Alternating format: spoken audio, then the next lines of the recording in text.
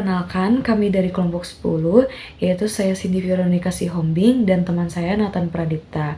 Di sini kami kelompok 10 akan membahas mengenai transaksi budaya di mana mas kawin ini sebagai simbol dominasi laki-laki. Sebelumnya, saya akan menjelaskan terlebih dahulu mengenai budaya patriarki, di mana budaya patriarki ini yang menciptakan dominasi laki-laki, khususnya berkaitan dengan mas kawin. Salah satu keadaan yang menjadikan tradisi mas kawin ini dapat melanggengkan kekerasan di dalam rumah tangga. Salah satunya yang sudah kami lihat di berbagai jurnal ada di daerah Papua, mungkin selain Papua, Manggarai, adat Batak, ataupun di daerah lainnya. Nah, di mana adat ini memiliki sudut pandang dalam membatasi laki-laki yang menguasai perempuan. Nah, budaya patriarki ini dominan di dalam kebudayaan yang telah menempatkan kekerasan ini terjadi. Nah, sehingga mas kawin juga mengalami konstruksi sosial dan memastikan perempuan sebagai simbol transaksi yang dimana pada akhirnya dalam praktiknya itu menyerahkan perempuan kepada laki-laki yang menandakan bahwa perempuan itu sudah sepenuhnya menjadi hak milik laki-laki. Nah, kemudian melihat dari budaya patriarki ini, kita mengambil perspektif feminisme postkolonial yang hegemonik dan dominatif, di mana menurut postkolonial ini terlihat di dalam budaya patriarki yang menempatkan perempuan itu sebagai subordinasi laki-laki. Kemudian di negara-negara dunia ketiga, perempuan mendapatkan perlakuan kolonialisasi ganda, di mana kolonialisasi ganda ini merupakan budaya dan perlakuan diskriminatif laki-laki yang akhirnya terbentuklah perempuan sebagai objek yang harus dikuasai terlebih secara fisik. Nah, dengan adanya diskriminasi terhadap perempuan, maka yang diperlukan adalah perlawanan kembali dalam mensejajarkan atau menyetarakan status perempuan dan laki-laki. Jadi, tradisi mas kawin ini merupakan yang pastinya tentunya tradisi yang hampir semua dimiliki oleh setiap di daerah di Indonesia. Nah, pada dasarnya mas kawin itu memiliki beberapa fungsi, termasuk fungsi hukum, di mana pernikahan itu akan diakui sah jika mempelai pria telah memberikan mas kawin kepada mempelai wanita. Pemberian mas kawin ini juga akan membuat keluarga mempelai pria sebagai pemberi mas kawin memiliki hak atas anak yang akan datang. Selain itu, fungsi sosial di mana pemberian mas kawin menandakan ikatan antara mempelai pria dan mempelai wanita sebagai satu keluarga. Selain itu, mas kawin juga berfungsi sebagai simbol status dan martabat kedua belah pihak. Mas kawin juga menandakan rasa hormat dan penghormatan kepada wanita dan keluarganya, serta investasi untuk menjaga stabilitas pernikahan. Namun, seiringnya berjalannya waktu, budaya ini yang membayar mas kawin mengalami pergeseran makna. Perubahan makna yang terjadi menyebabkan fungsi mas kawin ini mengalami perubahan. Untuk itu, kita perlu mengetahui ada 5 makna umum dalam budaya mas kawin. Yang pertama, untuk meningkatkan nilai ekonomi keluarga wanita, di mana keluarga pria akan memberikan sejumlah kekayaan, baik barang maupun uang, yang dihitung oleh keluarga wanita sesuai dengan pendidikan, kecantikan, dan keperawanan. Jika seorang wanita memiliki pendidikan tinggi, kecantikan, dan menikah masih perawan, keluarga wanita akan memberikan harga yang tinggi kepada pria. Kedua, mas kawin ini kemudian menjadi beban bagi keluarga pria yang akan menikahi wanita tersebut, seringkali menyebabkan perselisihan. Ketiga, di dalam pemberian mahar, terlihat bahwa wanita ini dianggap sama dengan objek. Nah, konsep mahar ini diartikan sebagai pengganti kehadiran wanita di keluarganya. Ketika wanita sudah lunas dibayar, pria mungkin menganggap dirinya itu sebagai dominan dan mungkin terjadi kekerasan di dalam rumah tangga. Jika hal ini terjadi, wanita tidak diizinkan lari ke rumah orang tuanya dan tidak bisa dibantu oleh orang tuanya. Kelima, mahar yang diberikan oleh keluarganya akan menjadi acara untuk mendapatkan keuntungan. Mahar ini yang akan menandakan kompensasi karena pria mengambil pihak wanita. Seiring berjalannya waktu itu, dalam banyak budaya, mas kawin ini mencerminkan status sosial dan ekonomi mempelai pria. Dengan memberikan mas kawin yang berharga, pria menunjukkan kemampuan finansialnya dan secara tidak langsung menegaskan posisinya sebagai kepala keluarga yang dominan. Sehingga hal ini memperkuat norma-norma patriarki di mana kekuasaan dan kekayaan ini diwariskan melalui garis laki-laki.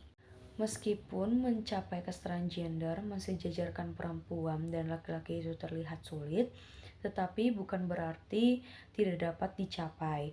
Nah, mencapai kesetaraan gender ini dapat kita lakukan dengan memahami dan mempraktikkan budayanya tanpa melakukan pergeseran makna dalam setiap daerah yang memiliki tradisinya yang berbeda, di mana kita bisa membangun budaya itu untuk menghargai kesetaraan gender dan menghormati perempuan. Kemudian mengubah persepsi mas kawin dari simbol komoditas dan kepemilikan perempuan menjadi simbol penghargaan dan penghormatan, serta pengakuan atas nilai perempuan sebagai individu. Kemudian kita juga bisa melakukan pencegahan kekerasan dalam rumah tangga yang berakar dari budaya patriarki dan tradisi mas kawin yang keliru. Nah, mencapai kesetaraan pasti akan membutuhkan waktu karena keyakinan budaya yang memang keyakinannya itu tertanam dalam masyarakat, yang memang sudah tertanam dari dulu sampai sekarang. Nah, tujuannya itu yang dapat dilakukan mendorong partisipasi aktif perempuan dalam diskusi dan pengambilan keputusan terkait tradisi mas kawin, serta dalam upaya melawan budaya patriarki. Nah, kemudian pastinya kita harus melibatkan berbagai pemangku kepentingan termasuk perempuan, laki-laki, tokoh agama, adat, dan generasi muda dalam upaya edukasi dan peningkatan kesadaran. Nah, dapat mengembangkan alternatif tradisi mas kawin yang inklusif gender dan anti patriarki dengan tetap menghormati nilai-nilai budaya setiap daerah.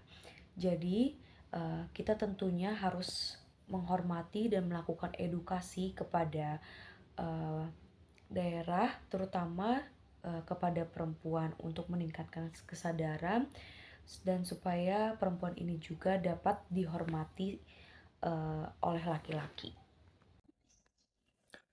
Selanjutnya adalah patriarki itu, mungkin kita sering dengar ya istilah patriarki. Jadi patriarki itu adalah sistem yang menempatkan posisi laki-laki itu di atas dari perempuan. Jadi karena sistem patriarki inilah yang membuat dominasi laki-laki.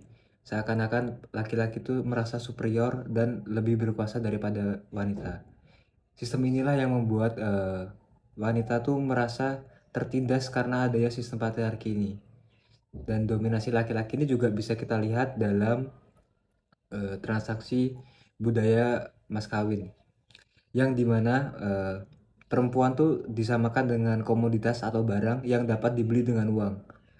Jadi karena adanya budaya inilah yang membuat seakan-akan wanita itu bisa dibeli dengan uang, dan perempuan tuh tidak memiliki kesadaran atau keputusan sendiri untuk menentukan jalan hidupnya. Jadi inilah yang membuat wanita tuh tertindas dalam kehidupan pernikahan. Kami juga memberikan solusi berupa harus adanya edukasi kepada masyarakat tentang apa itu kesetaraan gender dan bagaimana sih cara menerapkan kesetaraan gender dalam kehidupan, baik itu kehidupan sehari-hari maupun diimplementasikan kepada budaya. Jadi edukasi ini juga harus melibatkan dari tokoh masyarakat, terus tokoh agama dan pemerintah juga dalam mengedukasi masyarakat tentang apa itu kesetaraan gender. Selanjutnya tuh juga harus adanya penegakan hukum. Jadi pemerintah tuh harus ikut campur dalam masalah ini agar penegakan hukum dan perundang-undangan itu bisa benar-benar melindungi hak-hak perempuan dan perempuan tuh tidak merasa tertindas lagi dengan adanya sistem patriarki ini. Selanjutnya kesimpulannya adalah jadi budaya patriarki ini sangat melekat dalam masyarakat gitu. Budaya patriarki ini benar-benar membuat wanita tuh merasa tertindas karena adanya dominasi laki-laki. Jadi laki-laki tuh seakan-akan merasa lebih tinggi posisinya daripada perempuan, terus jadi seenaknya untuk memperlakukan perempuan sesuai dengan keinginannya.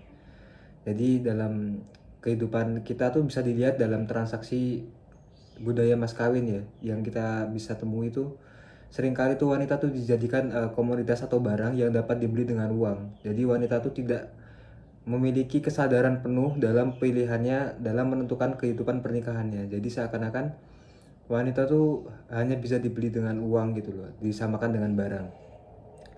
Dan dari kasus itu kami juga menawarkan solusi berupa harus adanya edukasi kepada masyarakat tentang apa sih itu kesetaraan gender dan bagaimana kita tuh memperlakukan perempuan dengan baik. Selanjutnya juga harus ada penegakan hukum yang dilakukan oleh pemerintah, dan perundang-undangan itu juga harus benar-benar melindungi hak-hak perempuan yang selama ini wanita tidak mendapatkannya gitu. Jadi wanita tuh tidak boleh merasa tertindas, dan hak-hak perempuan tuh harus benar-benar dilindungi dalam kehidupan masyarakat dan dalam kehidupan bernegara.